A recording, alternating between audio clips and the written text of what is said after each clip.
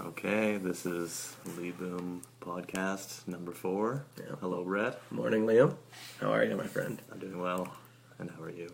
Yeah, I'm fine. Sound a bit greasy, I think. I was a little bunged up this week. A little bunged up. Yeah. Buddy's back. He's Back kicking at it. off the weekend with a Saturday morning podcast. Absolutely. After a terrible week, no jujitsu, no exercise, slept in every day. Anyway. Anyway. Moving on. Here we are. Keeping with episode 3's format, we're just going to kind of do a bit of a free-form conversation today, I think. Yeah, I wrote down a couple fevered thoughts I had throughout the week on my phone, so might try and riff off of a couple of those and see what's what. See where we end up. All right. Well, might as well get right into it then, Liam. Let's do it. So, do you think that it would be better, let's just say better in a holistic sense, to be a person with no hypocrisy, or to be fully self-aware of all of your hypocrisies? Do you have a choice? Are we talking hypothetically? Or Hypothetically, for sure. Hypothetically. And then I would also say, first of all, would you prefer yourself to be one or the other? And then people you interact with, what would you prefer in those cases as well? It's a big question. Well, I mean, the hypothetical is weird because I still don't know if it's possible to be fully without hypocrisy. Like, it would be nice, maybe. Right. Okay. Let's not say existed. fully in either case. Let's just Okay. say a person with the least possible hypocrisy, okay. or the person who is most self-aware. Okay. I'm gonna give the really boring answer where it would be a mix of both. So I would say you want to be you want to be aware of your hypocrisy to the extent that you can minimize that.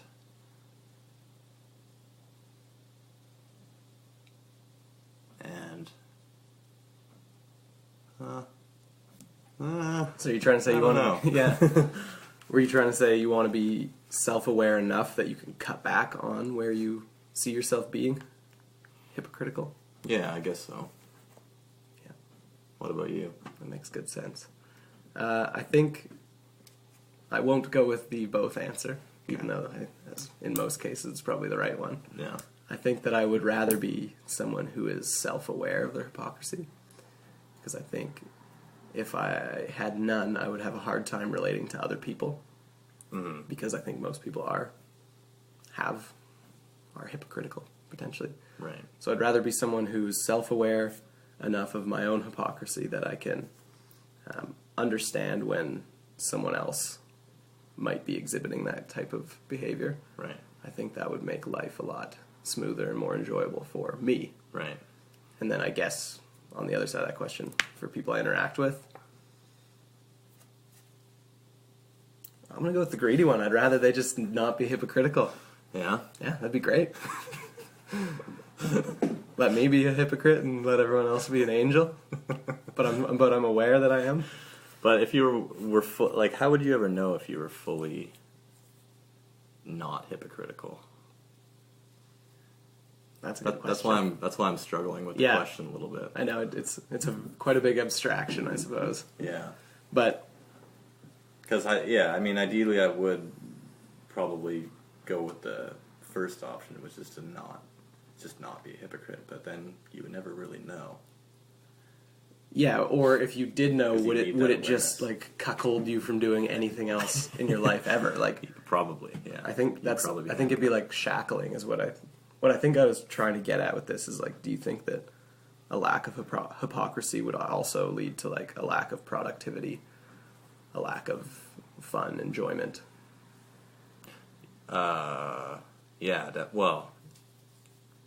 the first thing I think would be like development in your life. Like you should definitely, like, on a horizon,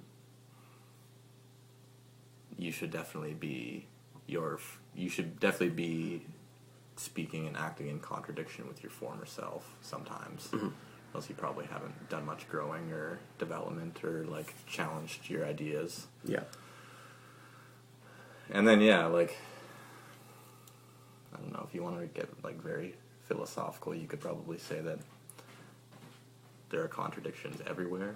Like, every truth has, like, an equal and opposite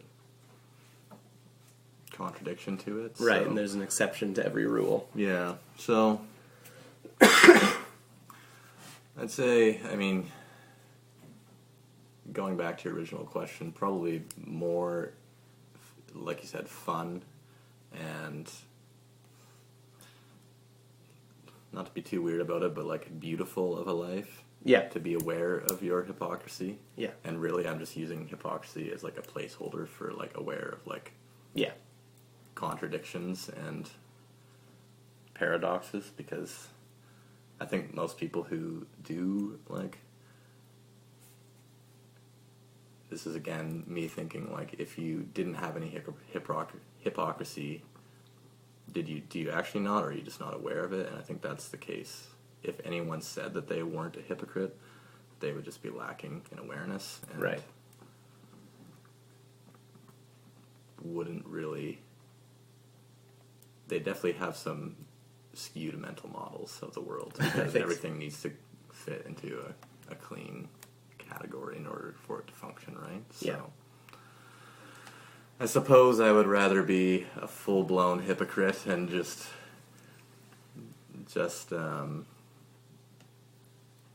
guard myself against all the haters by telling them that I'm aware of it. Fair enough. Yeah. Very good. And then I would actually disagree with what your preference, which is I would like to be surrounded by others who are self-aware of their hypocrisy, because fucking can't stand people who are perfect, hubristic, and, or just better than me. Yeah, fuck those people. Pricks. Absolute pricks. Yeah, fair enough. Yeah, I think I was mostly taking the piss with that one, but that was a hard question. Yeah. Don't know if I answered it at all, but... No, I think you did, for sure. I think,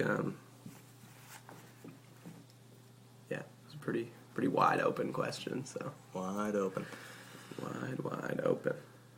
But yeah. So I guess this is kind of in the same vein then. Podcast that I enjoy listening to, they were talking about, like, purity, I guess, in the sense... in all the senses of the word. So, say someone who is like a pure individual would be someone, well, I mean, you can't even really define that, right? It'd be whatever they think is pure. Yeah. So, say like a Christian who says they're pure, like follows whatever those commandments are, or what, the 10 Commandments, and doesn't sin and that sort of thing. But then if you think of like pure orange juice, it's just 100% orange juice, right? So, taking into account all the different definitions of pure and purity, do you think that purity in a multitude of situations is a good or bad thing? And can you maybe describe a couple examples where you think it's good if you think it's good, or bad if you think it's bad? Could you perhaps... I know you just encompassed like the whole concept of purity, but could you have either narrow the concept down or narrow the question down to a specific example? Absolutely. So how about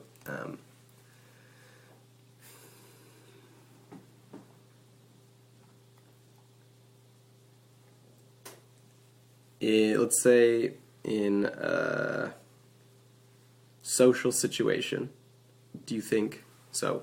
Humans interacting, on whatever scale. Yeah.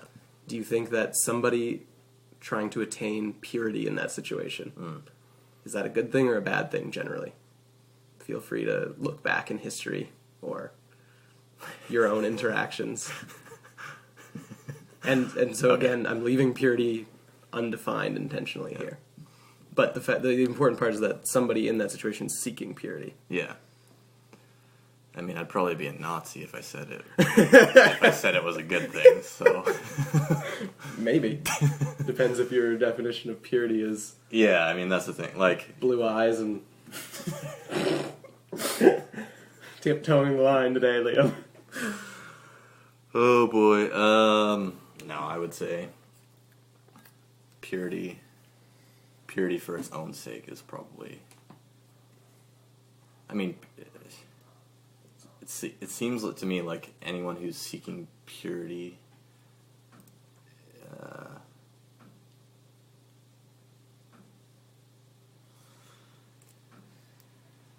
Sorry, I'm having a hard time thinking through the concept of purity. No worries.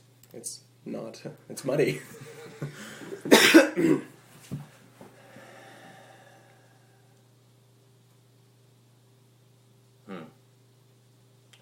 Probably always a bad thing. Yeah. I would say, just because I don't think you're seeking. I think like purity is basically just a one-track mind for. I don't know. You'll have to come back to me on this one. Fair enough. I actually don't know. What you were starting to say there is kind of what I was getting at, I think. And it's like, it's especially with the example of a social situation, I'm picturing the kind of person who seeks whatever they think purity is. Mm-hmm. And I think you were alluding to like a one-track mind. Mm-hmm. It's like you're not going to get a mosaic of ideas if you're searching for like purity, or you're not gonna have like a wide or broad range of experiences. Mm-hmm. You're searching for like one, and to like or to have like a single nature of experience. Mm-hmm. Or product, or people, or whatever it is that you're trying to apply that purity to. So, like when I think of the kind of person who wants to do that, I can't think of any good examples. I don't think. Yeah, I mean, I think like if you're striving for purity, you're kind of throwing away any critical thinking about what it is you're actually doing for the sake of like when I think of purity, I think of like the word arbitrary, because it's like it's never for. It doesn't seem like it's ever for a practical outcome. No, it seems as if the concept of purity is like you have to artificially construct some sort of outcome, or perhaps some sort of behavior pattern. Yeah, and then that's your arbitrary definition for what purity is, and then you have the whole kind of basically in-group or out-group thing, where if someone doesn't meet those criteria, then they're impure. Yeah, which doesn't make a lot of sense to me, and it comes back to this like concept of our friend Kieran like wrote a post about. Well, it wasn't strictly about this, but he wrote a post kind of grappling with the idea of why do. He mentioned in his post that it seems wrong that many of the people in his life who are not religious or not Christian don't strictly fall into the definition of goodness as Christianity defines it. Right. So he said it. So part of his kind of essay was grappling with this idea of like, well, okay, it doesn't make a ton of sense then as a definition of goodness if many of the people I know to be like self-evidently good people or striving to be so don't fall within that definition. And so I guess what I'm getting at is it's purity for its own sake doesn't seem to make a ton of sense, except for an individual, except for aligning an individual or a group of people towards a common goal, but with no real practical implication, I guess, or yeah, something about it rubs me the wrong way, where it just feels as if it's not. There's something that's been left out of the concept of purity, where you're not doing it for some kind of good reason, I guess, but I can't. Yeah, it's just like I can't put my finger on it. It's hard to identify an incentive for purity that aligns with like things we generally think are good. Yeah, like it just seems like it's like a post hoc, like you. To take the extreme example again, like Hitler, like just pictured Aryans as being pure, and that was it. That was it. Like that concept stuck, and then everything was built around that. Yeah. Which doesn't seem to make a lot of sense because it just seems to be an arbitrary definition of purity in the first place. A bit of a straw man for like his hateful campaign against. Yeah. Yeah. Yeah. Yeah, that's interesting. Yeah, it's a bit of a like almost a red herring for your for your behavior all around. Ideology or racial war, I guess in that case. Yeah. Yeah. It always makes me makes my skin crawl when people start talking like about purity and that sort of thing. What can't say I've had any conversations. Maybe it's more like reading and right. But what have you come across?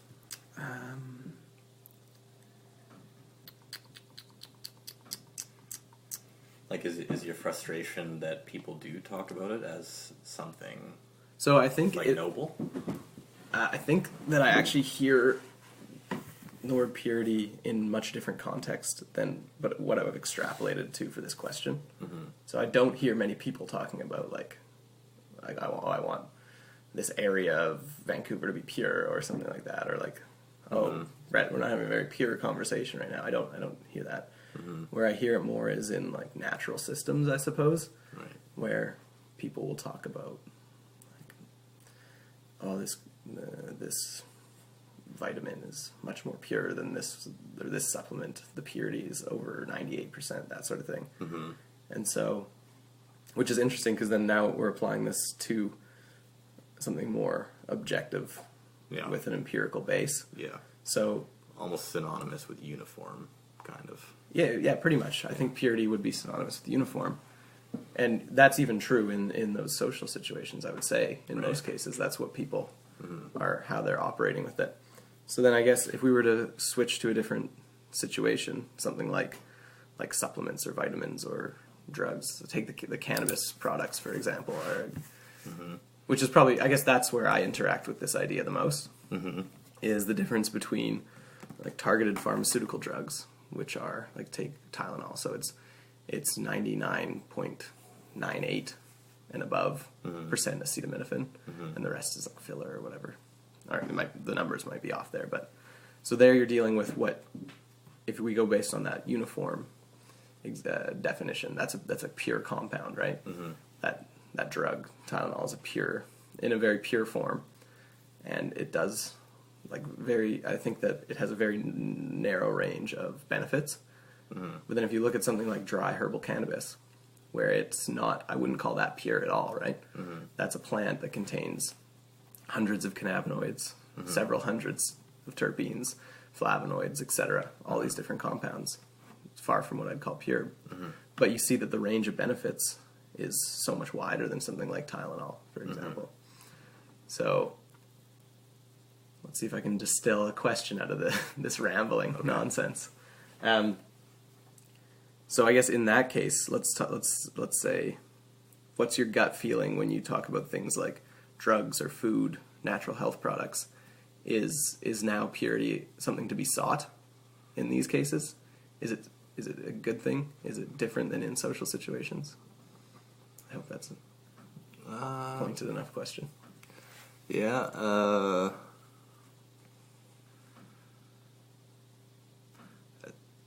don't think you're getting much out of seeking purity in consumables or anything like that, aside from maybe a slick marketing campaign. Yeah. In terms of again, I think it's a similar concept here actually, where like you're butting up against like the word purity is kind of just an arbitrary term that people use to like smooth over an idea. That's why I say like I think it makes sense in the term in marketing terms, is like because it's just kind of wishy-washy and people use it but they don't really know what they're saying. It's like acetaminophen is more pure than the other substances you're mentioning, but like again the benefits are different. In one context they might be better than another, so the relative purity, I don't think really has much to do with it, I guess. Okay. So maybe unless I misunderstood. Maybe a better example would be then if you take dry herbal cannabis and you compare that to a THC isolate. Okay. Which, in this case, you're talking about the purity of THC in these two substances. Mm-hmm. So I think that takes the wishy-washiness out of it, because now there's a number tied to that. So if we're talking about the relative purity of the THC in both those products, in a dry flower, it's going to be roughly like 10 to 25% by weight. Mm-hmm. So that's like 25% pure THC. You could think of it like that. Yeah. And then if we were to extract that into an oil and then distill it down to a distillate, now you're dealing with something that could be 60%. So the purity's gone up. Mm-hmm. And I guess I don't really have a question here. This is kind of just like, I think in a lot of those cases that you're losing so much in attaining that purity. Like you're giving up all the... Because to get more of that THC, you're giving up more of the other sort of entourage effects and all that sort of thing. Yeah. So, I don't know. I suppose I like this example because it kind of reinforces what your gut feeling around purity in social situations is. Right. With like an empirical example. Right. And actually, like you can see a drop off of benefits. Right. Because it's like you can give dry flower to a cancer patient and it's going to reduce their pain, right, and give them a bit more appetite. That's awesome. There's not many drugs that can do that all in one, right? Mm-hmm. Normally you'd need to take morphine for the pain. I don't even know what you would take to bump up your appetite, but I know that there are pharmaceutical solutions. Mm-hmm. And then probably something to protect your liver from both those other drugs you're taking. Mm-hmm. And then, but in this case you're just smoking a joint of dry flower. Mm-hmm. But then you go to the other end and you see guys taking like dabs of 98% THC and turning into like a slobbering mess. Yeah. And just like... Yeah. It's like, that's not a good thing. No. At all. So I think it's just a really illustrative example of what my gut feeling around the word purity or the search for that is. Mm-hmm. So I think... Yeah, that makes sense. Just kind of wanted to riff on that a little. That makes good sense, yeah. I think maybe I've explained it a little better now. Yeah, so I think what you're saying is that example illustrates... I don't know that you're saying that there's a trade-off where the more pure something is, the worse off it is. I just think you're saying that purity doesn't... purity doesn't track with, like, goodness or benefits. Yeah. You're not saying it's necessarily like there's a relationship at all. You're just saying that it's not necessarily not a reflection of... Yeah. While there might be in many cases a relationship, it's certainly not a hard and fast rule. Yeah. Because it depends on your frame of reference. Like something that's pure might be better for from an economic point of view. Yeah. But yeah, as far as like goodness, or maybe you could even say something like silly, like human wellness, that kind of thing. Yeah. I think there is a large trade-off with when you seek purity. Mm-hmm. Yeah, I mean, one thing I think we're getting at with this discussion is like you're really looking at purity within, like, we're looking at the what you get from purity within the context of like the system it's operating in, right? So, yeah, and purity has to be defined based on the system you're kind of talking about. Yeah, so like I am reminded of this guy I met a few weeks ago. So I got good. Fucking hell. Okay, so I got invited to go to this cold dip, like 7 a.m. cold dip. Just like jump in the ocean kind of thing? In Capilano, like on the North Shore. Okay. River. I was like, cool, yeah, I take cold showers, I do ice baths and stuff. Like, it's good for you, I'll do that. Yeah. It's quite a bit of time to just dip in the water for 5 minutes. Yeah. It took like 3 hours in the morning, but it was like, really love the guy who invited me. And yeah, fair enough. I was like, yeah, I'll come check it out. There's like this group of, there's probably 30 people there.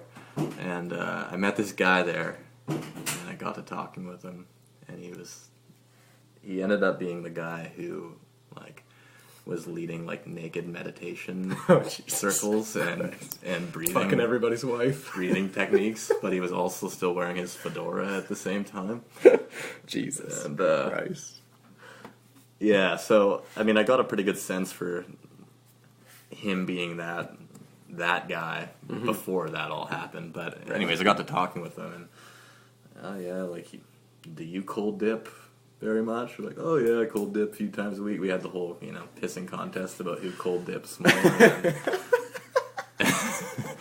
As you do, I suppose, in Yeah. these circles. Yeah, and how much it's helped our lives and stuff like that. And then he said, I asked him what made him come to the river, and I guess he's got a pretty good mental model of the landscape of cold dip communities in the Lower Mainland. So he's like, yeah, He's got his finger on the pulse. he does. So he's like, oh yeah, I used to cold dip at Kitts Beach, but like, it's just.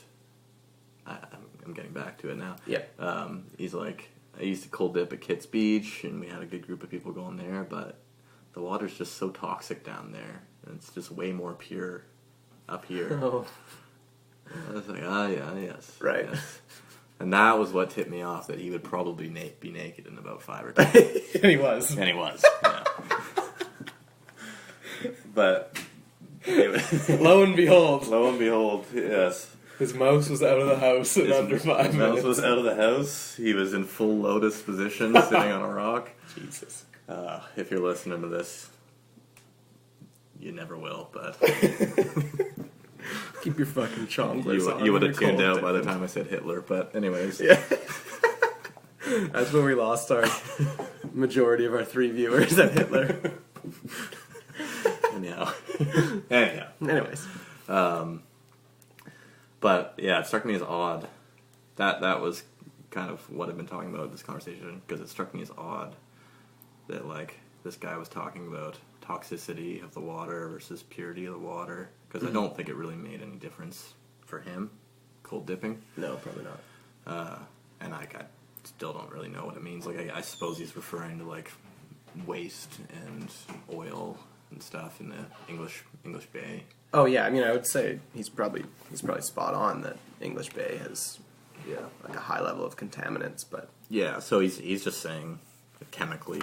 yeah, like if you're talking about water more purity, H2O, there's Or more. a smaller ratio of H2O Yeah. molecules to other contaminant ones. So Yeah.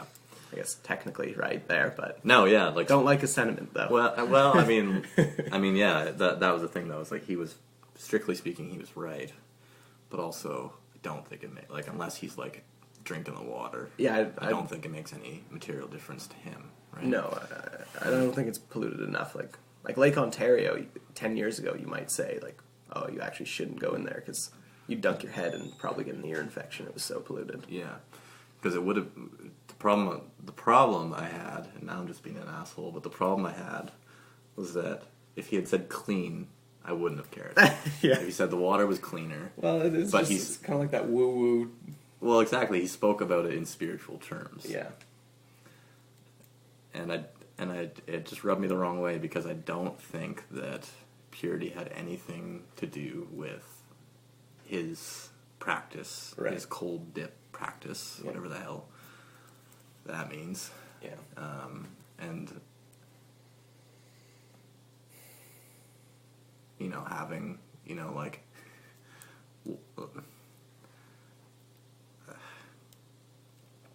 I just don't think it made any difference to him, and there was no benefit, but you speak as purity as if it's some sacred thing. Mm-hmm. So it seemed as if it was something that he had constructed for himself. Right. Again, arbitrarily, because it doesn't make a difference to him. No, but yeah. I see what you're saying. And so, like, having oil around is actually pretty good for a lot of things, like running your boats and Yeah, exactly. whatnot, right? So Depends I on just- your frame of reference and Yeah, so I guess I don't know, I'm just babbling, but purity just seems to be like almost just a made-up concept most of the time to me, where people like have some kind of, they use the material world in their argument for some kind of spiritual or ideological attachment. yeah. So I think This guy's saying, like, oh, the water's not pure, therefore I can't do fucking like whole dip in it. It's like still just as cold. Yeah. And you're not gonna like it's not gonna do anything to you. So I think you're probably fine. Yeah. Does that make sense? Definitely. I think because I think it's much the same reason it bothers me. It seems like people. It's a really easy way to make a sweeping generalization about many different situations. Yeah. Based on something that does sound somewhat empirical or objective. Yeah. Even though it's perhaps neither of those at all. Yeah. Yeah. Anyway, fuck that guy. Just joking. Actually a pretty nice guy. But yeah, I'm sure he was. Probably a lot nicer than me. I'll give him credit too. He stayed in the fucking water for a long time. He was probably in there, and it was cold. Like, it was like mountain runoff, right? Yeah. Oh, yeah. So was it like Lynn Canyon? Yeah. Yeah. Yeah. And he was probably in there for like at least 10 minutes. 10 to 15 minutes. Yeah. That's impressive. Yeah. Did you guys jump off the cliffs up there, or did you just go in from the beach? We just did some chants. We all got naked. Okay. And we just dipped in the water and it's pretty. Talked about how crazy we all were, and it's pretty incredible. Lee. Nobody else in the world would ever do something so crazy. We're wild, dude, and that's all. Yeah, we didn't do any cliff jumping or anything. No. Fair enough. We should get out there for that in the summer, though. That'd be fun. Yeah, I went there last summer. It was good. Okay, I heard a great quote from someone on Reddit this week that I really liked, and I think I just want to share it. All right. It was in r/posture. Posture. So that's where I go for a lot of my advice on how I should be fixing my posture. Oh, wow. Okay. And so this person had a really detailed post, but the gist of it, I think, is summarized well by a quote that they started off with, and they said, "Posture is the sum of the movements you make in a day." Mm-hmm. And so basically their whole argument was you shouldn't be like forcing your back to be straight. You should just be like slowly adding more and more good movements throughout the day. Yeah. Which I think is probably pretty basic. I'm pretty new to... Wait, slowly adding more movements throughout the day? Yeah, so like you'll do stretches where, like say you have like an anterior tilt to your neck where it's forward like this. Yeah. So she was saying like every 30 minutes just do like a neck tuck exercise. Right. Where it's like you're almost going past where the healthy point is. But because posture is the sum of the movements you make in a day, if were you to make enough of those good movements past parallel, you might say, as opposed to like being hunched over looking at your computer. Right. That in that way you might solve that posture related issue. Right. You can think of it as in terms of like spatial vectors almost. Yeah, exactly. Yeah. Yeah, I think she actually did get into that a little bit, but okay. The technicals were lost on me a little bit. This was a couple weeks ago. I was reading it anyway. Right. But I was interested in that because I was wondering if perhaps you could say the same of someone's character. So would you say that, and maybe on a different time scale, but would you agree with me if I were to say, I think that someone's character is the sum of decisions they make, I suppose, in their lifetime, but in chunks of time? Yeah. You'd agree with that statement? Yeah. Cool. And the nice kind of corollary to that is that if someone like really fucks up bad once, it doesn't make or break them. Right. It doesn't define them. Yeah. So then, and the other way too. Yeah. So then, would your character be the sum, or would it be the median of the choices you make in your life, Liam? That's the real question. I know we're both working on building on our data science quivers, so yeah, riddle me that. Probably the median.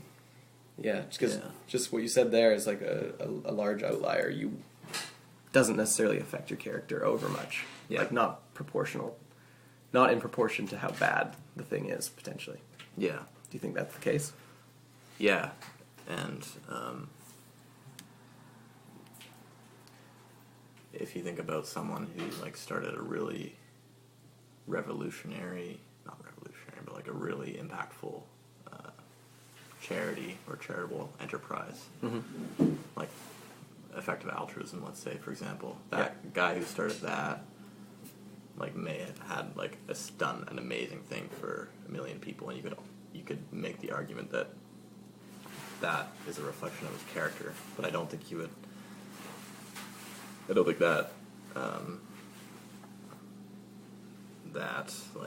that impact is aligned with who he is. Like, right. So you're trying to say that a really shitty. Yeah. So you're trying to say it goes both ways. Yeah. much like an outlier affects a median. Yeah.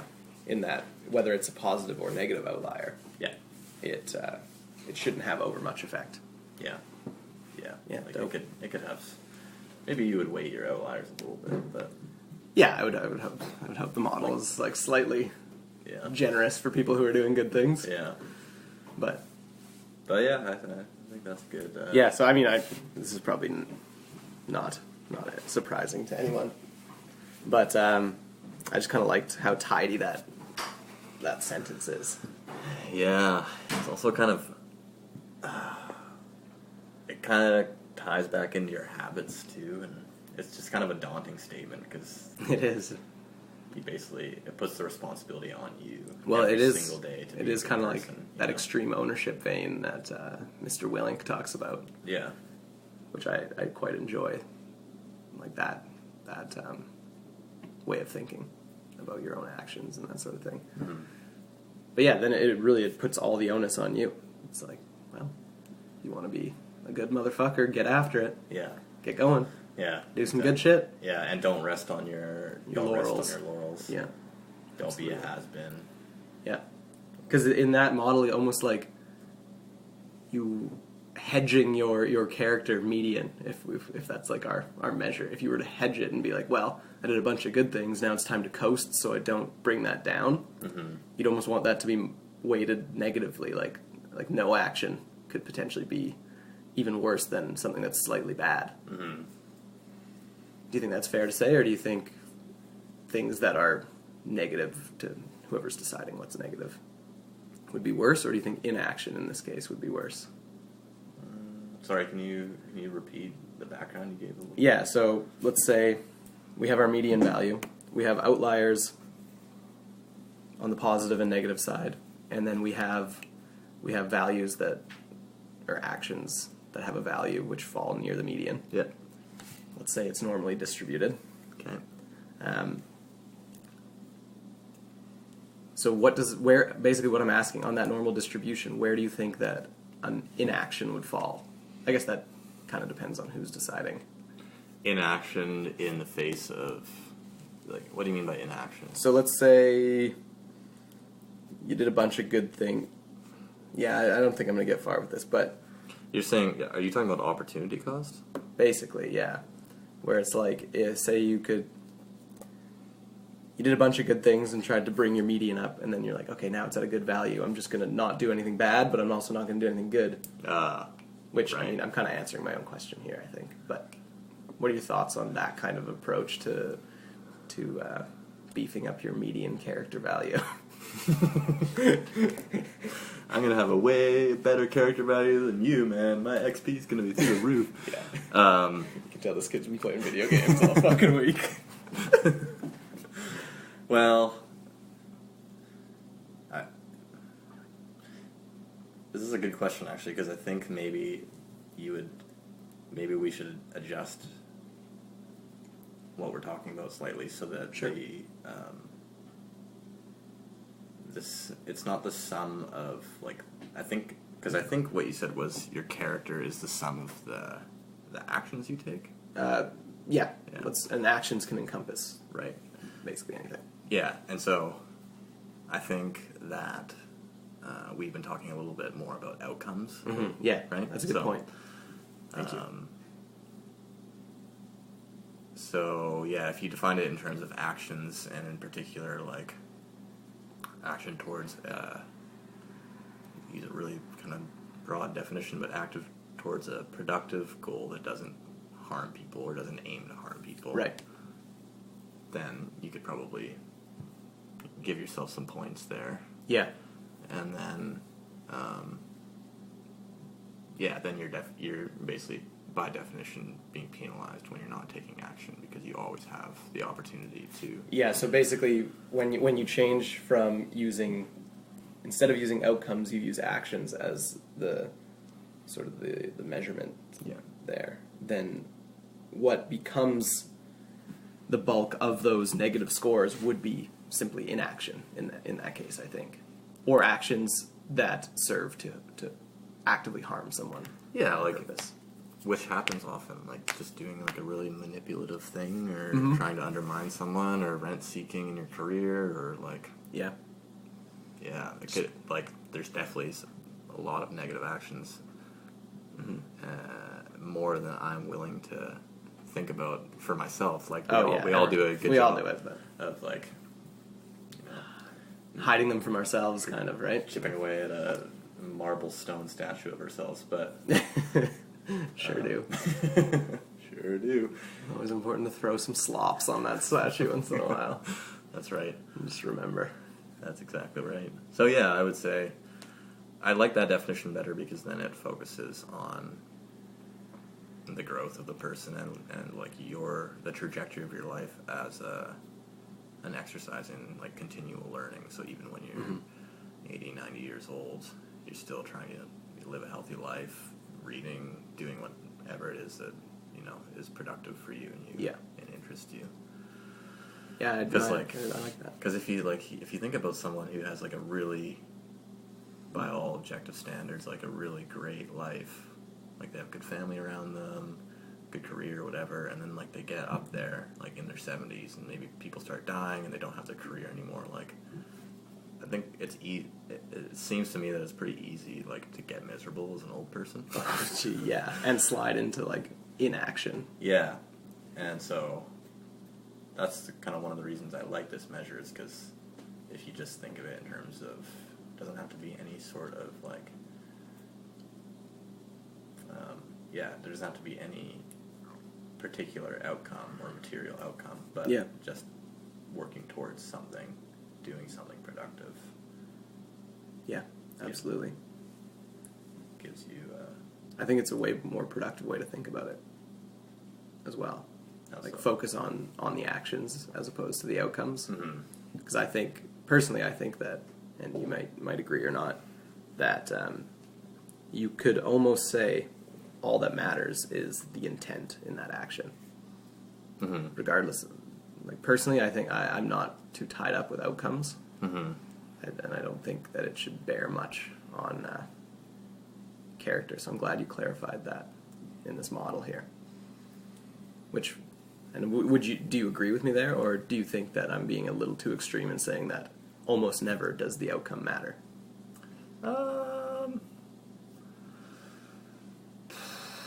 I mean, in terms of your character, I don't think the outcome ever matters. Right. I mean, obviously it matters, like, in the moment to you, potentially. But yeah, like quality of life and anything else.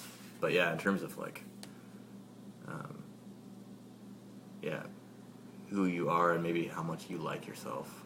Yeah. I don't think the outcome ever really matters, or, I mean, it matters for a lot of people, but it probably shouldn't. Yeah, I think it should have no bearing on your median character value, to go back to that. But yeah, and even I would say some of the most like, what do you call them? Like, noble people. I'm trying to think of a better word than that, but some of the most noble people are like defiant of outcomes. Yeah.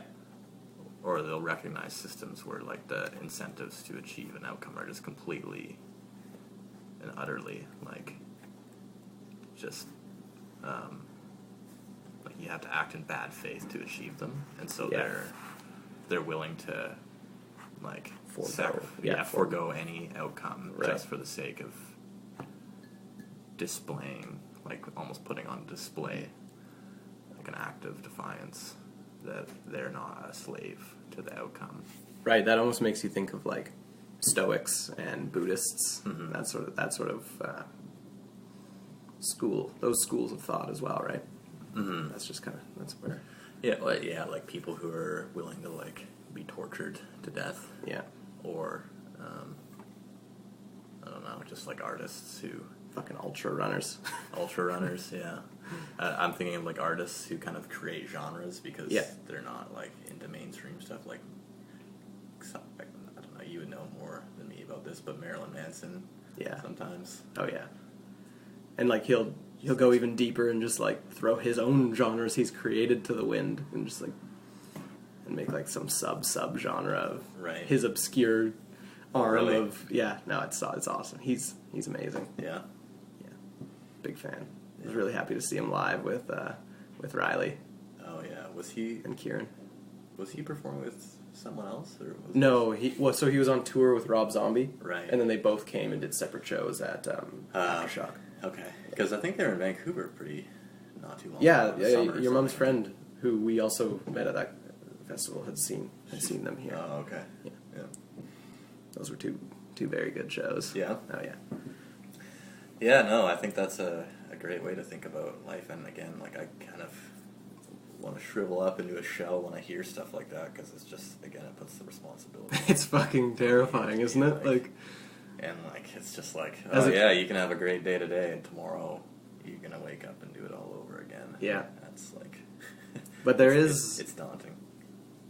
Yeah, it is. It's incredibly daunting, and there's seemingly little comfort in it.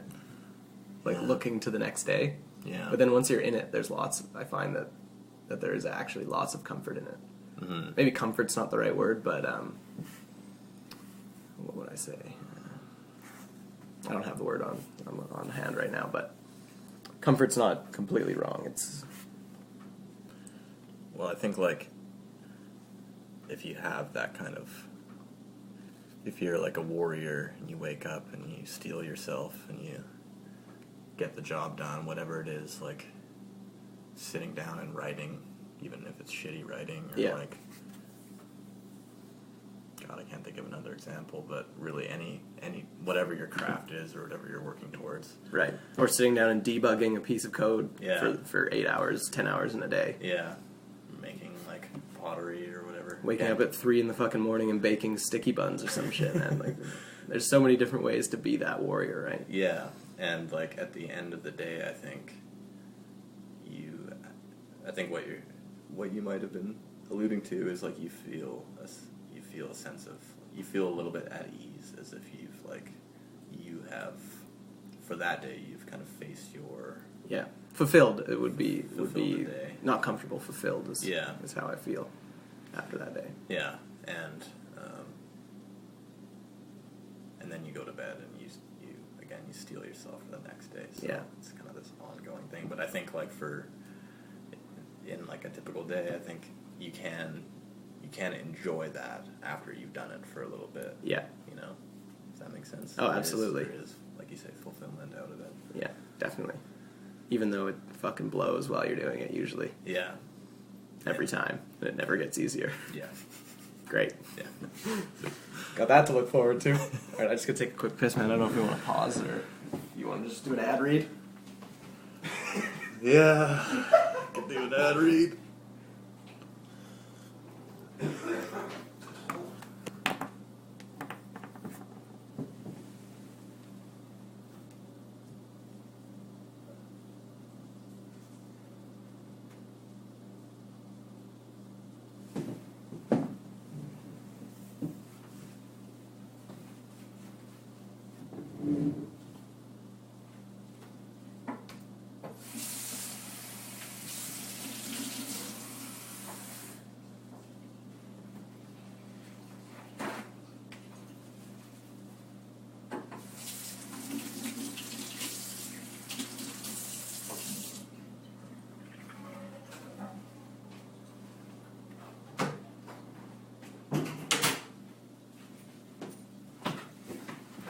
But yeah, I think that kind of conversation maybe runs, or the idea runs parallel to another one that I've been harping on Nicole a lot for lately.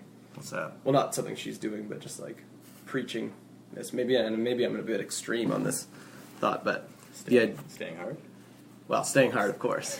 But no, it much like we were saying, it's the action, not the outcome, that matters. Yeah. Period. Yeah. I think that for the same thing can be said for social interactions. I think that content does not matter. Intent is the only thing that matters. Mm. What do you think about that statement? Never thought about that before. Yeah, so Nicole, just a little background, she's in the teaching program right now, and it's quite progressive, and they do a lot of social orientation, gender identity, learning, and Yeah. a bunch of stuff. And basically they're just very sensitive. Yeah. She'll tell me some stories where like someone said this, and then someone got upset. And so Yeah. I obviously in practice it's hard to remember that for me that this is true, but I think that what I think is simply that content does not matter. It's only intent that matters. What would you say to that extreme position?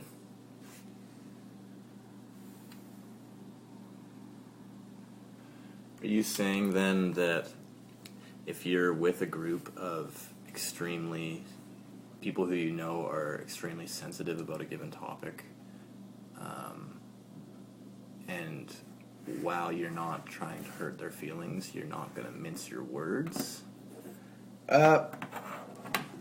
Potentially. Because if you knew they were sensitive, then Right. your intent would be to not hurt them, and thereby you'd probably adjust your content.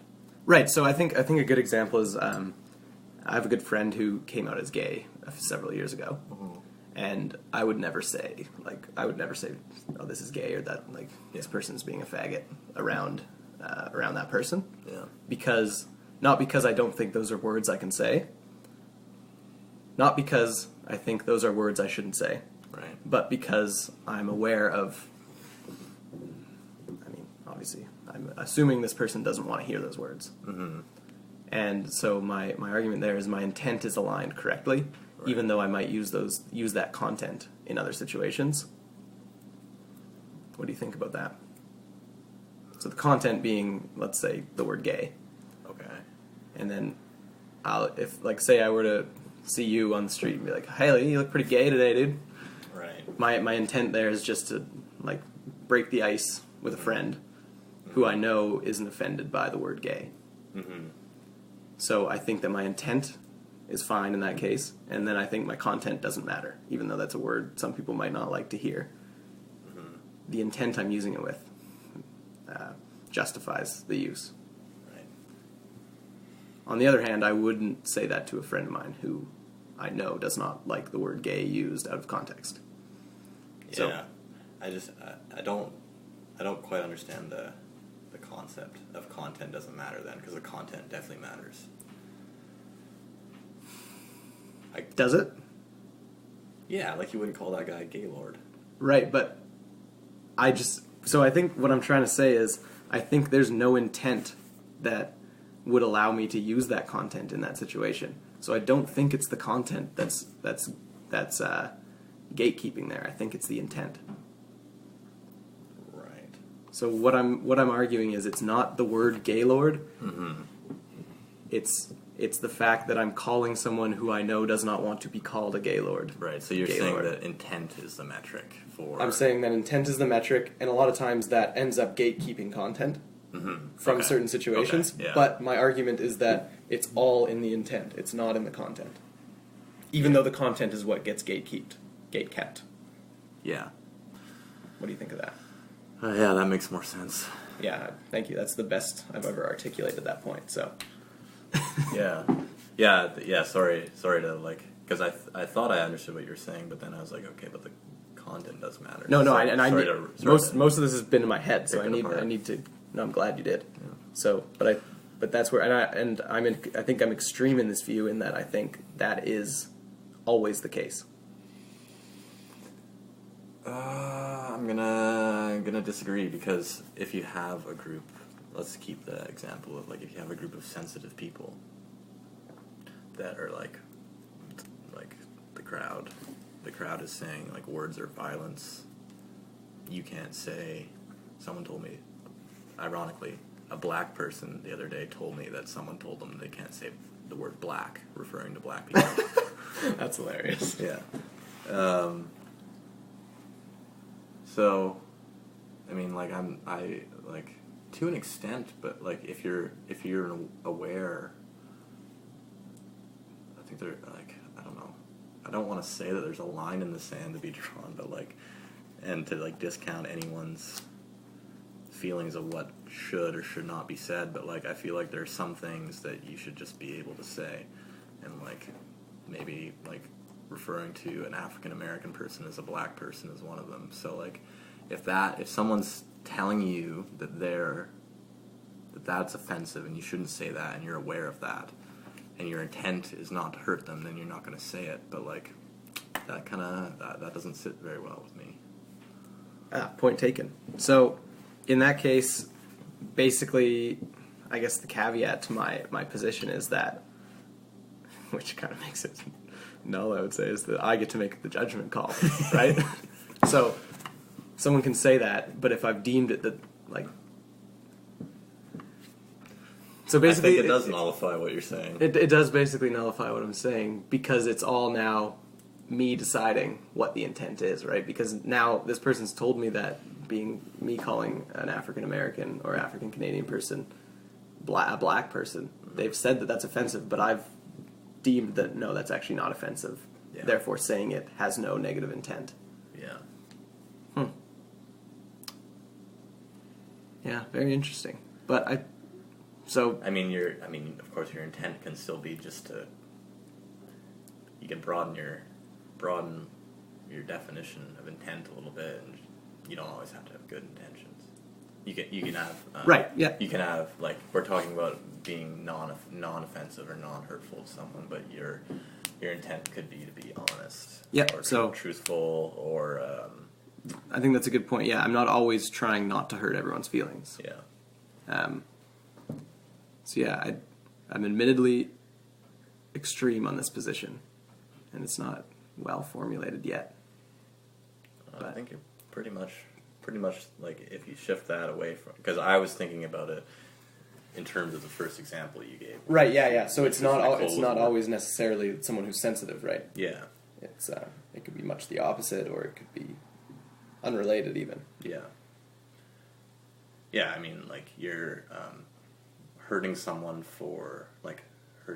feelings for the sake of doing that is obviously a bad thing. But if your intent is just to describe a situation and it happens to hurt someone's feelings, I still think you're not broaching anything there. Yeah, you have to make a decision for yourself, I think, about the value of what you're saying. Like, yeah, I'm fairly extreme sometimes, and this isn't going to seem the case because I babble a lot on this podcast, but like, I'm usually of the opinion that, like, in most situations people just should talk less because they don't really have anything worthwhile to say. Yeah. That's something more people need to I think accept. A lot of noise. Yeah. And so I would say a similar concept is like, you should not, you should weigh what you're saying. Say, okay, is this word, like, if you're, with the example of, like, offending someone, if you're thinking this might offend the person, but what is the value of it being said? If it's something you really believe in and it needs to be said, then it's fine. If you're just, if it's not contributing to a conversation or adding value to it, and it's still going to hurt the person, right? Or you think it will, you'll never know for sure, but maybe it's not fine. So I think there's kind of a trade-off game, I guess. Yeah, play. Absolutely. And I just think that all those calculations kind of go into what is the intent. Yeah, exactly. Absolutely. And then, yeah, I mean, a good solution is just like you say, a lot of times things don't need to be said, even if it's just noise. Yeah. And then you could almost argue, like, a lot of times that, yeah, I wonder if it's like, if you can even have sort of like neutral intent in saying something. I don't think you really. Yeah, that's a tough one. I don't know if you really ever have, like, a neutral. No. Like, if you're saying something, there's, whether you're conscious of it or not, I think that there's some sort of bent to it. Yeah, it's a really interesting concept, I think, you bring up, though, because, like, the reason my kind of, like, counter came so quickly to me is because growing up, and even up to, like, into my 20s, like, I did pretty well in, like, school and, like, in elementary school, middle school, high school, and that was a result of, like, me just kind of learning how to, like, please people. Yeah. And that was just oh God, what a terrible habit to build. Yeah. Yeah, that's not what you want to be reinforcing. No. And so, like, but I think that's how a lot of what I've learned to do is just to, like, look smart or Yeah. convince people that I know something. It's terrible. And so, like, I'm trying to unbundle that now. Yeah. And in doing so, it means when I'm in a conversation with someone, I'm not trying to, like, predict what they're going to like to hear. Right. Because that's a habit that I have. Or I'm not trying to, like, be so agreeable Yeah. that I'm compromising things that internally I have Yeah. inside of me, which historically have just kind of been locked in there for most of the time. So that's the only reason I bring that up, is because, like, I think there are a lot of times where you need to, I think, to live a fulfilling life, maybe, like, because it's really been kind of, I'm not even close to being there yet and being that, like, honest person. But I'm trying to, and I think it's kind of liberating to be able to do that. And so, for me, I would say the intent to be, like, truthful to your word is probably, so that your personally, that would be probably my best definition of what the intent would be. Because I agree with, it's not the content, it's the intent. Yeah. But then what's your kind of North Star? Right, intent? yeah. Absolutely. And for me, that's what that would be, but I don't know if that resonates. No, that definitely resonates with me. I think that for me, if my intent, I know my intent is good when the words I'm saying are aligning with what I feel inside or think, truly think. Right. That's best I can discern that anyway. Like you say, but no, I'm glad you mentioned like how you got through school, because I felt much the same for myself as well.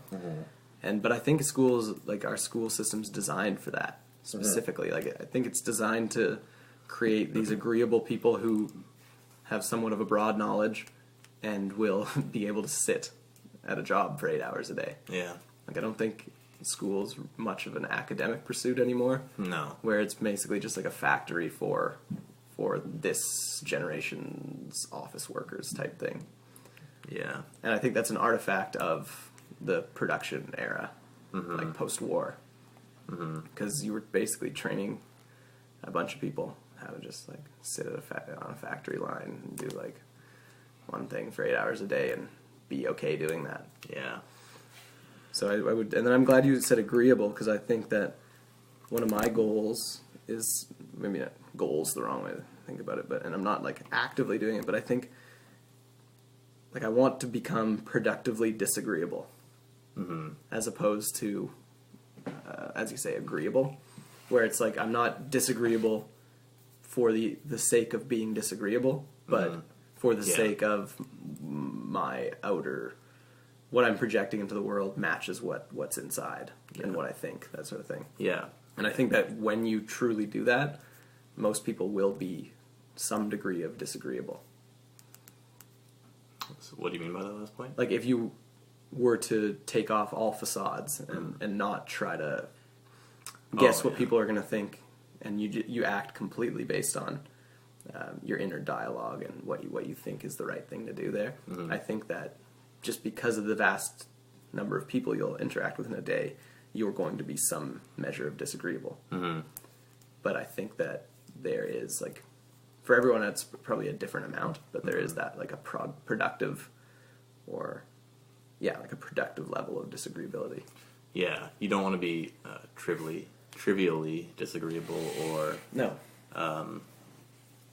unconsciously disagreeable, so that it's, like, built into your personality. And you're just a cunt, basically. Yeah. You want to be, like, situationally disagreeable. When you actually disagree, basically. Yeah. And then I think and then you can see different. I think it's almost a good way to.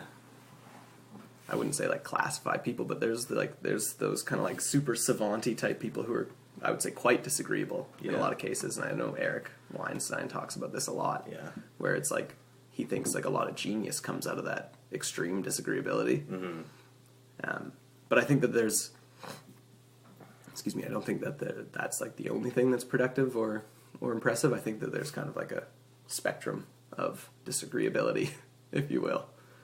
and that like everyone will fall. You might have like clusters along that.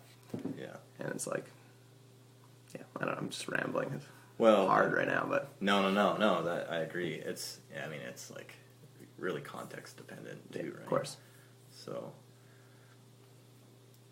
I don't think like there are probably almost no people out there who have the luxury of being disagreeable everywhere they go. Like No. Their relationships will just crumble. Yeah, but you do see people who seem to be agreeable in every single situation ever. Yeah. There certainly are those people. Yeah. Yeah, like I wish it was more, well, I don't want to wish. I hope that like I and others are open to like building environments where it's more appropriate to be constructively disagreeable. Mm-hmm. Because that seems like a good middle ground where you can disagree, but Yeah. but still work through stuff. And because sometimes I just feel that, and I don't know this all the time, but I can just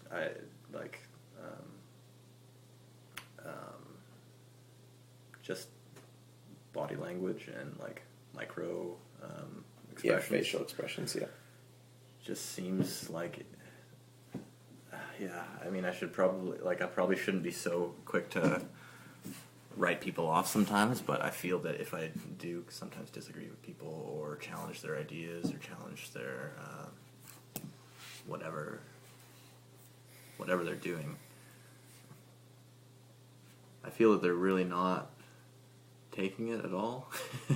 Yeah. And then at that point, you've kind of screwed yourself, because not only has nobody benefited from it, but now they're thinking of you differently as well. Right.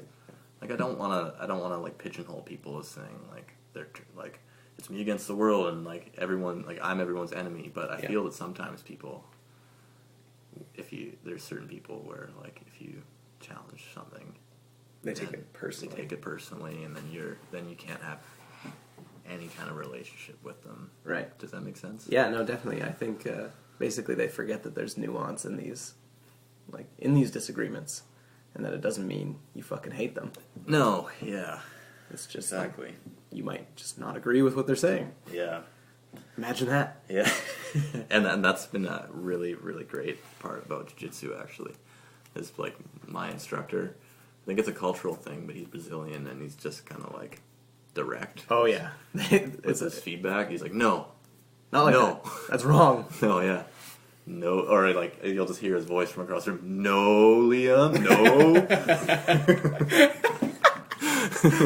Liam, what'd I tell you? And it's like, oh, I'm not used to this, and it feels, even for me, like it feels weird. And it's uncomfortable. I get my back up a little bit. Yeah, your like, hackles go up. Yeah. Fucking chimp DNA fires up. I look at his belt and then you remember. Tail between my legs. Yeah, head hung low. But no, yeah, it's a good reminder that even I'm not used to being challenged that much, Right. Yeah. or telling me that I'm wrong, and jiu-jitsu is just like so clear that I'm wrong. Yeah, that I'd have to have so much cognitive dissonance to challenge him or to be defensive, right? Yeah, but there are some of those people still. There are, even in those like very clear situations. It's like, anyway. Yeah. So, anyways, that's just a good example of me identifying, I guess, that I too get that way. But it's really nice to have an activity like jiu-jitsu where you can practice receiving feedback and having someone tell you that you're not doing things in a very direct way and being okay with that. Yeah, no, I agreed. More people should do stuff like that. It doesn't have to be jiu-jitsu. No, absolutely. And more people, I would maybe even say more people should conduct themselves that way in various situations. Yeah. As opposed to seeking out a specific activity, try to apply that mindset to ones you already enjoy, perhaps. Yeah. Obviously, some foster it much more than others. Yeah. The reason I say like jiu-jitsu or another activity is I don't think people get the chance to do it in their workplaces sometimes. There's so much that goes into it. Yeah. Into that, and they don't want to risk. Obviously, there's so much tied to the workplace. Yeah. So it's like this is me creating a little utopia, but like if you had like everyone do something like that outside of their work, Yeah. and then they all come back together at work and realize that they're more flexible to these disagreements and more Yeah. willing to hear people and also to give their own honest thoughts. That would be cool. That would be. I'm glad you mentioned work, because one thing that I was just thinking of through this is this disagreeability. Let's call it productive disagreeability.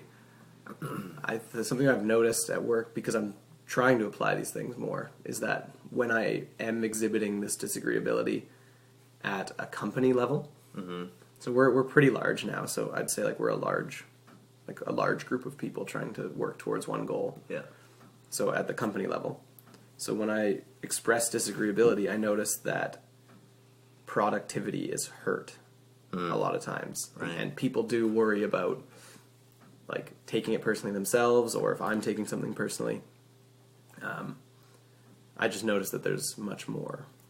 I think that it negatively impacts productivity at that large company level. Yeah. However, on my small team of 4 guys, when I exhibit disagreeability, I think that I see a big jump in productivity. Or when I see one of the other guys Right. exhibit disagreeability, that's when we actually make more progress Right. on whatever tool we're building or whatever. Right. That sort of thing. So Right. I guess what I'm getting at is, do you agree with what my observations, that this productive disagreeability seems to have opposite effects in large versus small groups? Yeah. It's almost like, trying to think of an example. Like,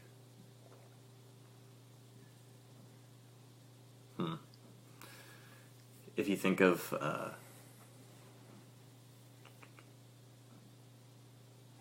let's say you think of like a medical treatment, or like introducing a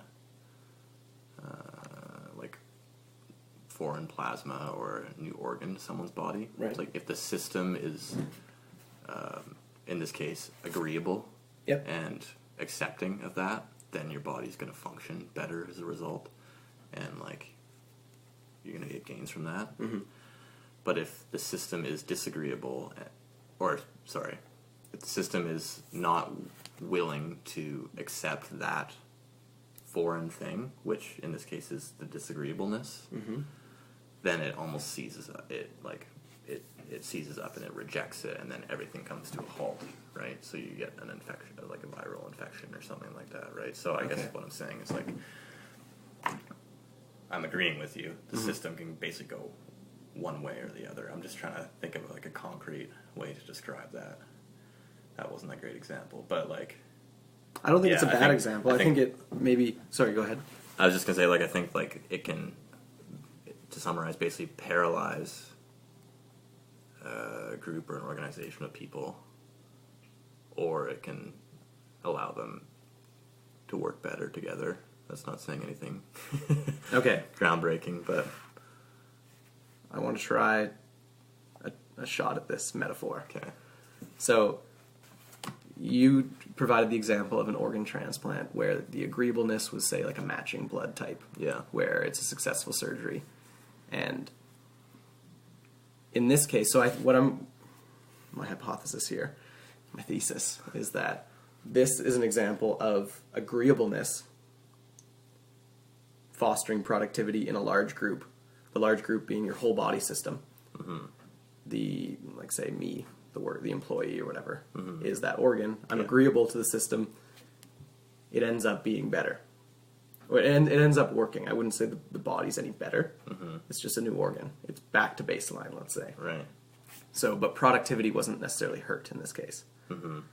So you would maybe argue that in the other case, when it's disagreeable at this large group level, the whole body, we see a decrease in productivity because you get rejection sickness and your body has to fight that now. So I want to provide another health example. This is very sketchy. Another human body example that I think shows... I think that's a bad example. Yeah. Like a negative. Yeah. I think as I you're think saying it's, it, I missed something. So yeah, I want to hear yours. So I think it's... I think it's an accurate example of the bad situation, where you're trying to be agreeable to this large group, and you get to baseline, but it's not more productive. And then so the other model is going to be this case, where I think that in the large group, being disagreeable in practice right now will decrease productivity, though I think that it shouldn't. Mm-hmm. And so this example is a child, and let's take their immune system forming. Mm-hmm. So we use the uvula at the back of your throat, or the appendix, or the two organs that generally help prime the immune system. Mm-hmm. And that's why you get so many infections, and you get appendicitis and tonsillitis. Right. It's because those are designed to catch bacteria, right, and pathogens, right? So basically, in this example, we're still dealing with the whole body function. Now, the agreeability is a pathogen basically interacting with your immune system. At a young age, I think that this is a disagreement, right? Mm-hmm. Your body's taking in a pathogen. But because it's being taken in, because I think that this is an example of productive disagreement, so the pathogen comes in, you might get sick for a few days, but because of that, you now have enhanced immunity to that pathogen for the rest of your life, right, which I think is an example of disagreement at a large level, leading to increased productivity. Yeah. Whereas if you were to take that child and put them in a bubble, and no pathogens, so let's say no pathogens meet their immune system in those formative few years. Mm-hmm. I would argue that that's agreement leading to a huge decrease in productivity. Mm-hmm. Yeah, or it's a company who's operating well for a little while, and right, a threat comes in and they're just absolutely screwed. Right, and then so everyone just is used to agreeing with each other, and then let's say the stock price dips to $1, and all of a sudden there's layoffs that need to happen, cutbacks on budgets, and nobody's used to being disagreeable. Like, they haven't primed the immune system of that company for disagreement, and so everything starts falling apart. Yeah. You get terrible office politics. Everyone's trying to backstab each other, all that horse shit. Yeah. Yeah, that's a great example. Cool. How do you think we're both looking at getting into business? Yeah. Perhaps one day we'll have employees working under us. Yeah. How do you foster an environment of constructive disagreement? Or not even that. That's kind of a stupid thing to say, constructive disagreement. But how do you foster an environment where that's acceptable? And you're not living in an echo chamber of fun and lollipops. And yeah, no, I think that's a great question. I'm probably unqualified to answer that, but I would, if I were to spitball, I would say, first of all, you would lead by example. Mm-hmm. And if you disagreed with someone, you'd make it very clear in a respectful way. Mm-hmm. I think also you need to be very careful about around your hiring of those people. I think that there's plenty of good people. You should find some good people that you disagree with on a lot of things, and who have a vastly different perspective, probably. Yeah. Which might seem like it would hurt productivity in the short term, but I think that's how you foster a really robust company. Mm-hmm. In that, like, obviously not the people you hate or have personal issues with, but just from a diverse background who maybe have worked towards similar goals but have done it in very different ways before. Mm-hmm. So it's nothing revelatory there, but it's pretty much what I think right now. How about you? Yeah. What would you say? Yeah, like I agree. The example, like leading by example, is probably number one.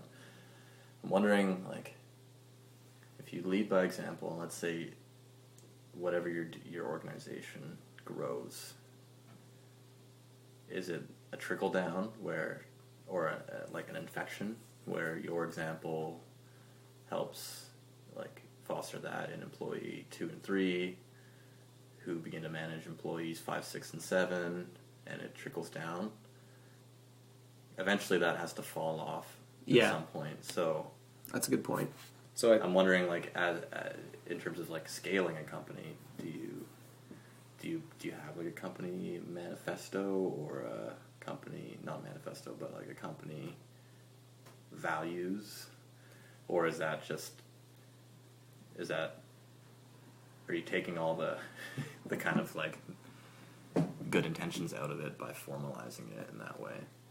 So our company does that, and we have like a list of values, and I think it's kind of bogus. What I would maybe do is I would make available to everyone as say like a leader of this company, I would try to distill my own values around running a business, and then make that transparent to them. And then, so instead of being like, our company believes this, this, and this, I would simply say, I believe these things. Right. And so I'm not forcing them to adhere to the company's things. Right. And then I would probably encourage them to also do a similar exercise and share that with me. Right. Obviously not scalable if you have like thousands of employees, but you could have like key touch points where you do this, and it's like teams could have values. I just like the idea of the smaller organizational units as opposed to like trying to make it this huge trickle down, top down. I don't think it's the best way to do it. No, yeah. I think that there needs to be a little bit of that, but on a much smaller scale. Yeah. So it's like the manager of a team would have some, obviously, I think there's always going to be some trickle down whenever you're dealing with someone who's subordinate to someone else. Yeah, and that makes good sense. It's one of the reasons that big companies have multiple offices. Yeah. And they have product teams of like 5 or 6 people. Exactly. Something Yeah. like that. Yeah.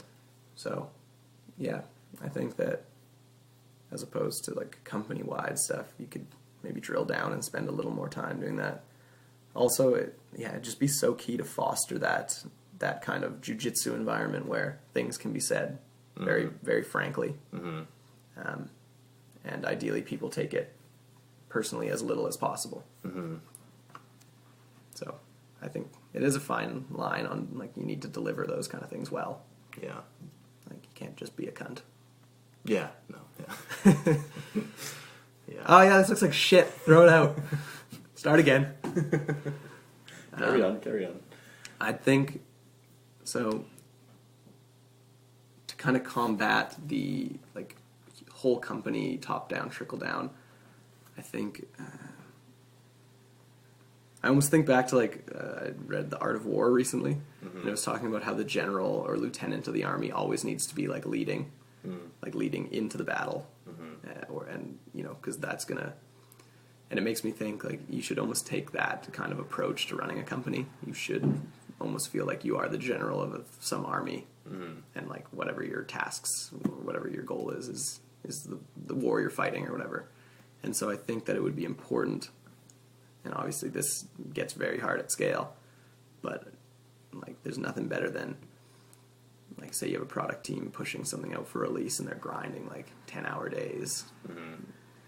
Like, if I were on that team, there'd be nothing that would make me more excited about, well, I shouldn't say that, but it would be very positively reinforcing to see a very high-level person in the company just jump in and start helping out, or, like, getting their hands dirty on, like, those really specific projects. Yeah. So I think it's super important to, while the trickle-down is going to happen, I think that it's also important to inject yourself at a bunch of different sites to upset the trickle-down. Yeah. And show that it's not just trickle-down. You're there doing the shit. Yeah.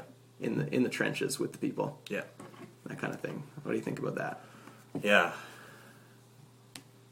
Yeah, it's important for that reason. And then I was also thinking, as we were talking about this, like, it's also a question of if you want to foster this collaborative environment, there also needs to be a line drawn in the sand where, like, if you are, like, the founder or the CEO, like, you're still the boss. Yeah. You know? True. So I think I was thinking about it. I'm like, okay, well, will people still respect you if you allow them to challenge your ideas too much? Like, where do you... I think that's an important point, for sure. And so I think that might be one of the kind of lines of defense against, like, being not necessarily undermined, but perhaps, maybe undermined by people who are working under you, is gaining their respect through putting yourself in those uncomfortable positions and, like, working, like, showing humility on, like, injecting yourself, as you said, in different teams and showing humility and working with them in the trenches on different projects. Because while you want them to challenge your ideas, you also want them to respect you as well. And I think those are two things that can exist independently and are maybe gained through different means. Yeah, like one might diminish the other if not done properly, I guess. Yeah, no, and you do bring up a good point that you do need to make sure you're still respected. So I think that you do need to be comfortable making hard decisions as well. And sometimes I think if you are the boss, it's appropriate to say, well, we're doing it this way because I said so. Yeah. You should give good reasons. Like, Yeah. it shouldn't just be arbitrary. Yeah. And it should be used, I think, probably sparingly, that sort of decision. Yeah. But I think that people need to know that you're willing to make those decisions sometimes. Yeah. Because I think that a lot of times, if like undermining comes from perceived vulnerability, is like maybe a route to that for a lot of people. Speaking as the underminer, not the underminee. I think it's important to fire bad people as well. Yeah. I do. I see a lot of like not firing or not, maybe not even firing or repurposing people. Like, you need to be comfortable telling people when they're not doing enough or doing something well enough as well. Right. And I think as long as you do that in a mature way, it should garner you more respect from people who are doing things correctly. And hopefully even those people not doing things correctly, if appropriate chances and support are given. Yeah. Yeah, it's a bit of a flex almost if you move someone or you fire someone. You're not obviously doing it for the sake of doing those things. You're doing it for some kind of greater good of like having someone involved somewhere differently. But when people see that and become reminded that you have You do have the ban hammer. Yeah. Yeah. No, and I think that generally people respond well to that sort of thing, even if it's uncomfortable in the situation. Right. But yeah, the worst thing. One of the worst things is just letting bad people fester simply because you don't want to have an uncomfortable conversation. Something like that. Yeah. Yeah, and if you're someone working in a company and you feel that there's someone really shit on your team, bringing everybody down or something like that, you'll actually, if you're someone at a higher level who's able to recognize that and to find a solution, whether it is to put them on a new team, like change the behavior, or just get rid of them. Yeah. You'll do two things. You'll give a voice to people who felt like they didn't really have one in that situation. Even if they feel like they identified the same problem, but they didn't feel like they had the means to change it. Yeah. Yeah. And So you kind of empower those individuals, is what you're saying. Yeah. Yeah. Yeah. And in doing so, they respect and appreciate your leadership as well. Right. Because they didn't have the power to make that change, but they recognize the same thing that you did. And they really appreciate that the person who had the opportunity to make the change made it. Yeah. Yeah. Yeah, I mean, and then also I think it probably goes without saying, but you gotta be fucking good.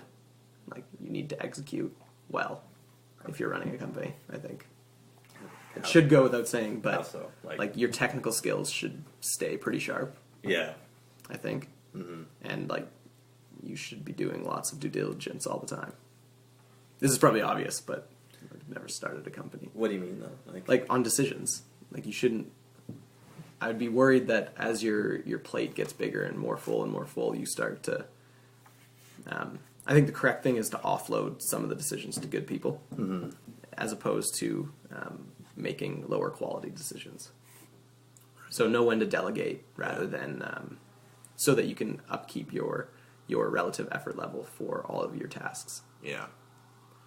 Yeah, and keep your faculties limited to the, as you're saying, basically, to the things that are most important for your specific skill set and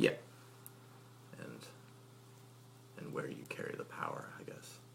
And also, like, delegating is just such a great way to achieve buy-in when people have responsibility over something. There's nothing worse than being part of a team and there's one quarterback who never throws the ball. Yeah, just tries to rush it every time and usually gets tackled. Yeah, because it's so obvious that they're limiting the growth of the organization for their own kind of like ego inflation, I think. Yeah. I can't see any other, I can't think of any other reason people would do that aside from kind of inflating their ego. Like, they can say that they're that they can do it better than anyone else in the company, but then it's like, well, you could just train someone to do it, you know? So I think people, if they do have a delegation problem and they're keeping everything to themselves, probably just for their own. Yeah, for their own ego, really. Yeah. So I just would say that, like, delegation is good for many reasons probably, but the one you said is it frees you up to focus on the important stuff. And yeah. then the other one is that it helps people just feel involved and excited about what they're doing. Yeah. Yeah. Yeah, very good. All right, I gotta pee again. Sorry. No worries.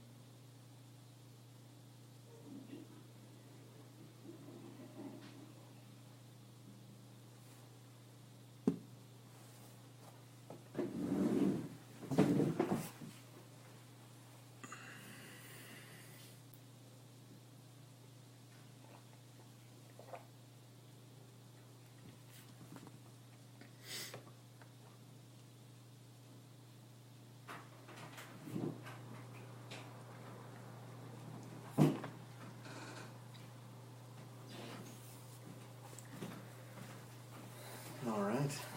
A little lighter for it. A little lighter. All right. Would you, sticking on this, like running a company vein, as a startup company, would you be hiring mostly based on, like, would you be hiring people or skill sets? And would that change as you transitioned to more of a established company?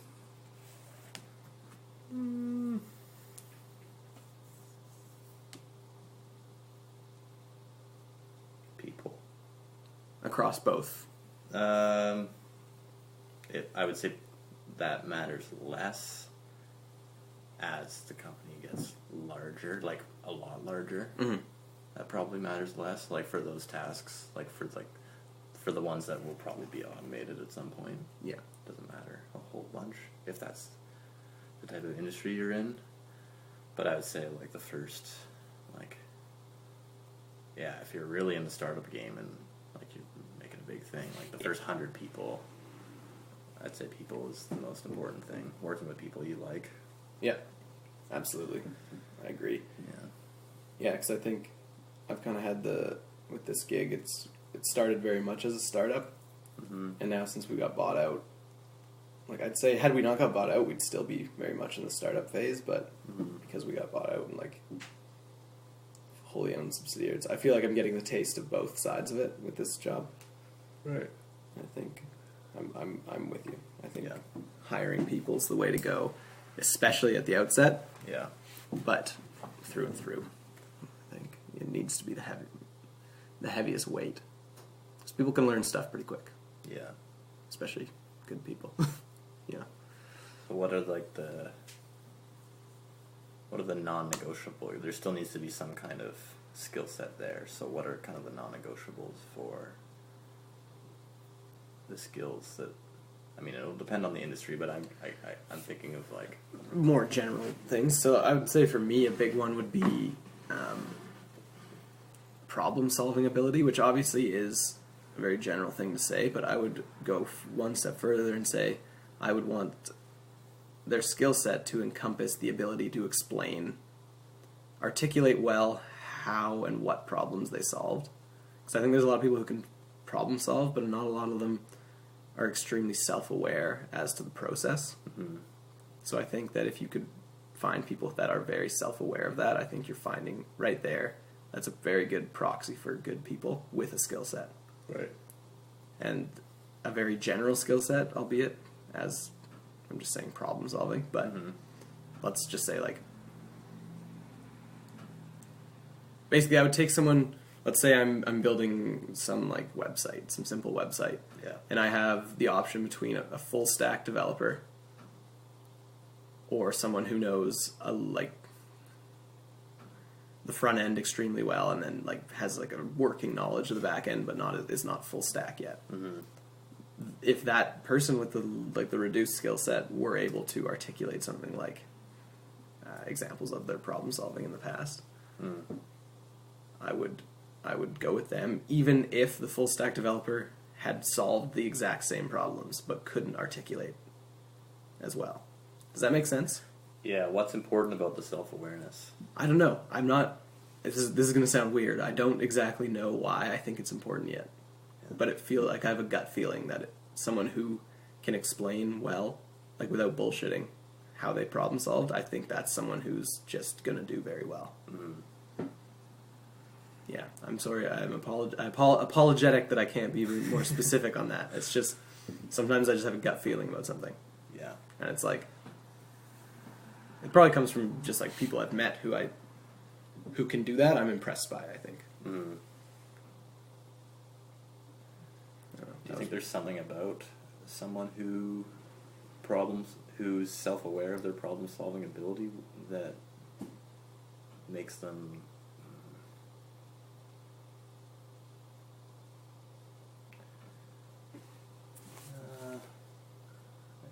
I'm gonna drop that. I don't exactly know what I'm trying to I didn't ask. give you much to go on there, but basically, I just think that there's a skill in itself to basically looking back. So, okay, I think the reason that I like it is because it gives me the sense that that person's going to take what they've learned from previous situations and apply it to future ones. Right. Whereas someone who can't quite articulate it, they have the skill set, but they might bumble into solutions more than someone who's able to look back and articulate and pick apart previous problems. Yeah. That makes sense. To be a little more specific, yeah. Yeah. Yeah, and that's also making me think of the person who is really good at something but wouldn't be a great teacher of it. Right, so, yeah, like a good example I think is med school. There's a lot of people who know a ton about the human body, but they're not going to make good doctors. Yeah. Yeah, so, like, if you're hiring someone for, like, a team role, and they're, like, again, they're a great full-stack developer, they could probably solve every problem on the team, but then, like, there's some inevitably bug in the code or something like that. How are they going to work with the team to solve that, to communicate what they've done so far? Exactly, yeah. And to work through the problem together, as opposed to someone who can at least explain how they've gotten somewhere. Because, like, the one I'm thinking of where it's like you're teaching someone how to do math, and they're like, okay, how did you get that answer? You're the teacher, and you're like, just do it. Just do the steps, I told you. What do you mean, how'd I do it? Yeah. It's right there on the board. As opposed to someone who can walk you through what you've done and why you've done each step. Yeah, and justify the thinking around each step. Yeah. Yeah, so I guess basically I just prefer to have transparency Yeah. into people's strategy. Yeah. And again, I think that's probably a pretty good reflection of who somebody is. Like, someone who's willing to kind of be a team player and not be like independent in their work, I guess, maybe. I don't know. Also, it gives me the sense that if they're looking back and identifying their successes like that, you know they're probably doing the same thing with their failures. Right. And so I would think that they're better applying past experience to future experience. Right.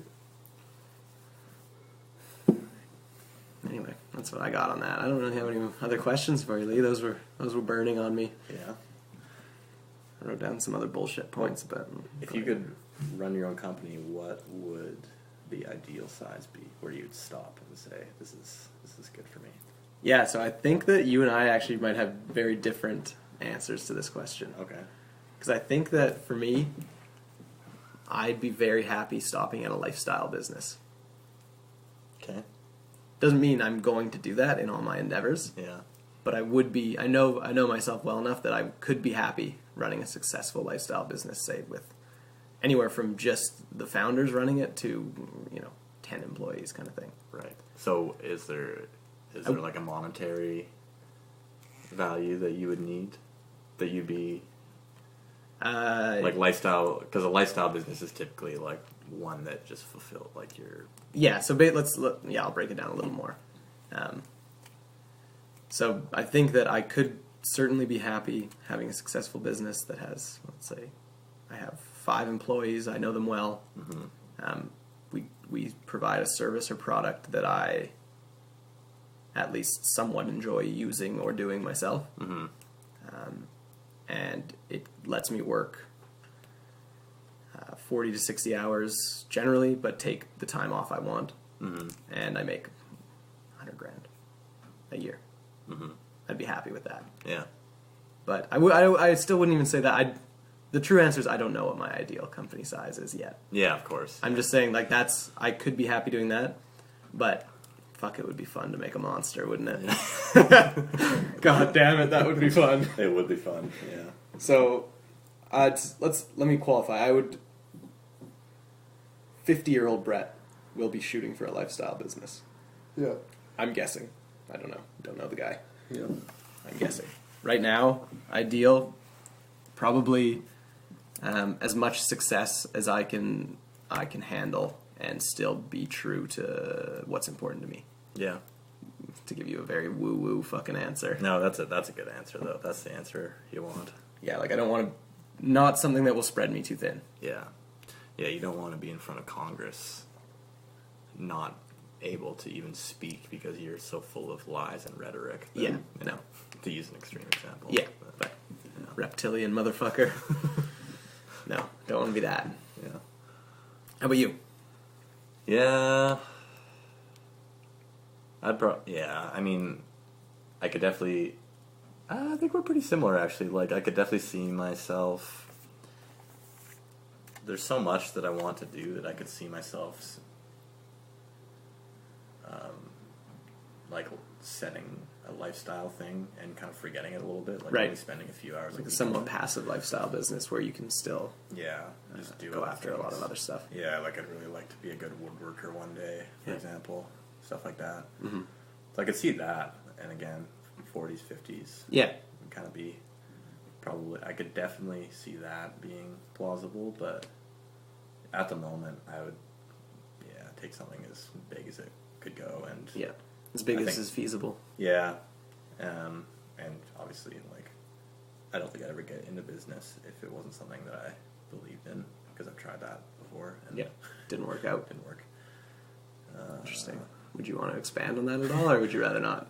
I just tried. I tried starting like a Shopify drop shipping thing one time. Yep. And it was just sounding like shitty. I didn't even finish setting it up. Okay. Yeah. It was just selling like shitty Chinese products. Yeah. Drop shipping them. And that feels kind of bad. Arbitrage, and I was just like, I started like building the website and stuff, and I was like, I never made the conscious decision, like the noble path to be like, this is wrong. But I was just not. Basically, your heart just wasn't in it. Interested. Yeah, exactly. Yeah. But getting back to what I was saying, I'd build something, assuming I believed in it, take it as big as I could, I guess, to what would be appropriate to whatever it was I was doing.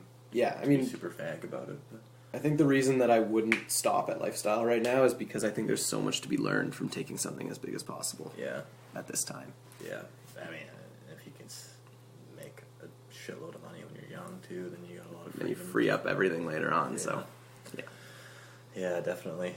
The thing where I think we differ a little bit is like I would probably sacrifice, and I don't think you said concretely that you wouldn't do this, but that's kind of what I got from what you said about maintaining other areas of your life that are important to you. Like I'd probably like put some things on pause and sacrifice some things that are important to me for that reason. Like there's some that just aren't. Yeah. That aren't negotiable, like family. Yeah. But, yeah, like I would probably let my sleep go for a bit, or let my health go for a bit. Yeah, no, so like a touch, like nothing crazy, but I would definitely, or like, if I'd like to cook for myself just because it saves money and it's enjoyable, but like if it had to go, it has to go. It had to go. Yeah. Yeah, I think I'm actually closer to you in that right now. Yeah. But I think that maybe that will get different as we get older. Right. Perhaps, because I know that eventually I'm very much going to be like, no, I want my free time to go biking, go skiing, in addition to the important things like family and health. Yeah, and that's the same. That's why I say. But I'd say woodworking and stuff. Yeah, I'd say to arbitrarily put a number on it, I'd be willing to make big sacrifices before 35. Yeah. To try and take something big. Yeah. To the moon, as maybe. they say. But yeah, I mean, also I think there's a lot of fucking hours in the day, dude. You can get a lot done. Yeah, exactly. You don't have to give up much. If you're not working an 8-hour a day job. Yeah, and traveling a fucking hour or two to get there every day too. Exactly. Yeah. There's a lot of shit you can get done, so. Yeah, I'm realizing that for people who are working like 8 hours a day, like you and I, if you're doing something on the side at the same time, like a couple hours a day, you're going to be pretty damn efficient when the time comes, and this is if you want it to come, that you quit your job and you do your thing full time, because you probably won't put in like 12-hour days like you were, but you're putting in a good 8 or whatever you are putting. Yeah, you know you have good time management skills to make that happen. Yeah, absolutely. Yeah, no. It'd be so good to be able to pull the cord on that. Oh man, I love the idea of just making ridiculous money. just sits so well. Yeah, me too. And not spending much of it either. Yeah, exactly. God damn it. Yeah. Well, I feel like that's a good spot to call her. Feels good to me. Yeah. All right. Thanks for listening. Thanks for listening.